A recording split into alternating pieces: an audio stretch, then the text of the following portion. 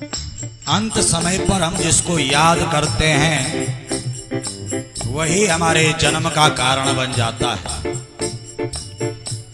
बेटा को याद करेंगे तो बेटा बन करके आना पड़ेगा, बेटी को याद करेंगे बेटी बन करके आना पड़ेगा। जिससे हमें अधिक प्रेम होता है अंत समय पर हम उसी को याद करते हैं। कुत्ता बिल्ली से प्रेम ज्यादा होगा तो कुत्ता बिल्ली बन करके आना पड़ेगा। जिससे प्रेम ज्यादा होगा अंत समय पर वही याद आएगा।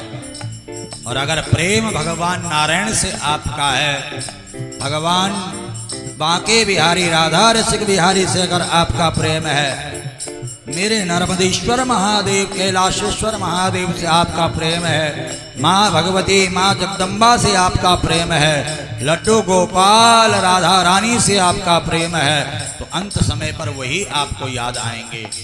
और अगर अंत समय पर आपको परमात्मा याद आ गया, आपके मुंह से परमात्मा का नाम निकल गया, तो फिर आप 84 के बंधनों में नहीं आओगे।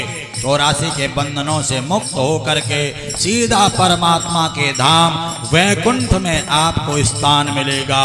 इसीलिए कहा है कि जन्म मरण के चक्कर से छूटना चाहता है, पुनरपि जन्मं पुनरपि मरणं पुनरपि जन्मं पुनरपि मरणं पुनरपि जननी जठरे शयनं पुनरपि जननी जठरे शयनं।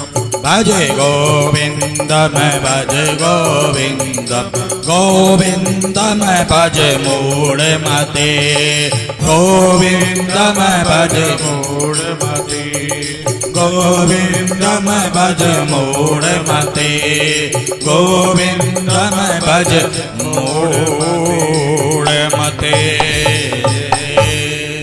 हे दुर्बुद्धि मनुष्य, पाप बुद्धि मनुष्य, यदि तू जन्म मरण के चक्कर से छूटना चाहता है, 84 के बंधनों से मुक्त होना चाहता है, तो उठते बैठते खाते पीते चलते फिरते जिस भी काम को तू कर रहा है उस कार्य को करते हुए तू गोविंद का भजन कर, तू गोविंद का स्मरण कर।